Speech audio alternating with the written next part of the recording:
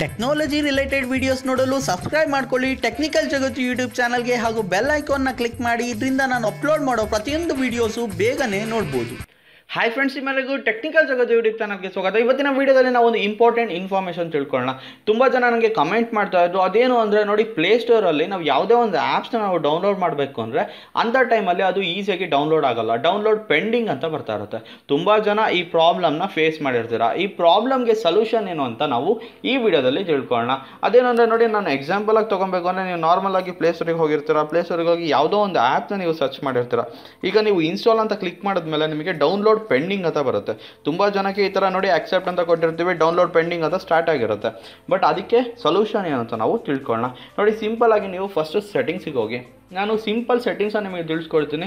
ಈ ಸೆಟ್ಟಿಂಗ್ಸ್ನ ನೀವು ಫಾಲೋ ಮಾಡೋದ್ರಿಂದ ಖಂಡಿತ ನಿಮಗೆ ಡೌನ್ಲೋಡ್ ಪೆಂಡಿಂಗ್ ಅಂತ ಪ್ರಾಬ್ಲಮ್ ಅನ್ನೋದು ಬರಲ್ಲ.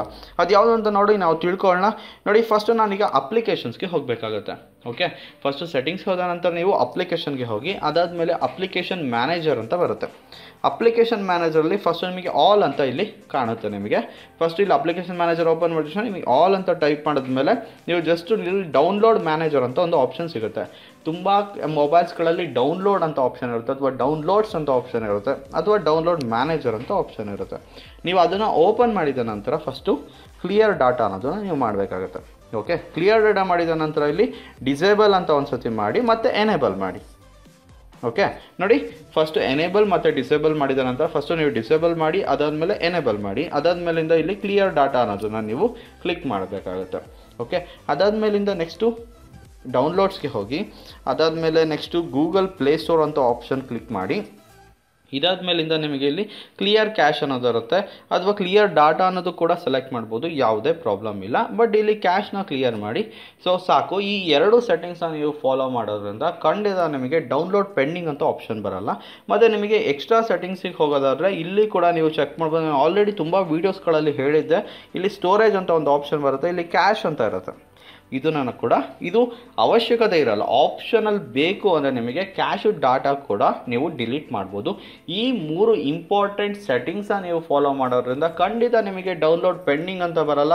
ನಿಮಗೆ ಯಾವುದೇ ಆ್ಯಪ್ಸ್ನ ನೀವು ಚೆಕ್ ಮಾಡಿದ್ರೆ, ಏನೋ ಒಂದು ಈಗ ಆ್ಯಪ್ನ ಡೌನ್ಲೋಡ್ ಮಾಡಬೇಕು ಅಂದರೆ ಈಸಿಯಾಗಿ ಡೌನ್ಲೋಡ್ ಮಾಡ್ಬೋದು.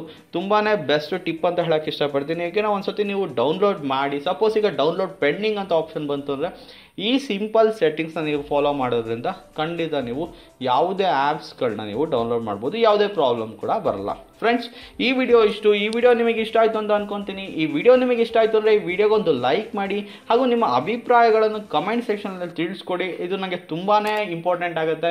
ಈ ವಿಡಿಯೋ ನಿಮಗೆ ಇಷ್ಟ ಆಯಿತು ಅಂದರೆ ಸೂಪರ್ ವಿಡಿಯೋ ಅಂತಲೂ ಕೂಡ ನೀವು ಟೈಪ್ ಮಾಡಿ ಕಮೆಂಟ್ ಸೆಕ್ಷನಲ್ಲಿ ತಿಳಿಸ್ಕೊಡ್ಬೋದು, ಯಾವುದೇ ಪ್ರಾಬ್ಲಮ್ ಇಲ್ಲ. ಹಾಗೂ ಇದೇ ಥರ ವೀಡಿಯೋಸ್ ನೋಡಬೇಕು ಅಂದರೆ ನನ್ನ ಚಾನಲ್ಗೆ ಸಬ್ಸ್ಕ್ರೈಬ್ ಮಾಡ್ಕೊಳ್ಳೋದು ಮಾತ್ರ ಮರಿಬೇಡಿ. ಮುಂದಿನ ವಿಡಿಯೋದಲ್ಲಿ ಸಿಗೋಣ. Thank you.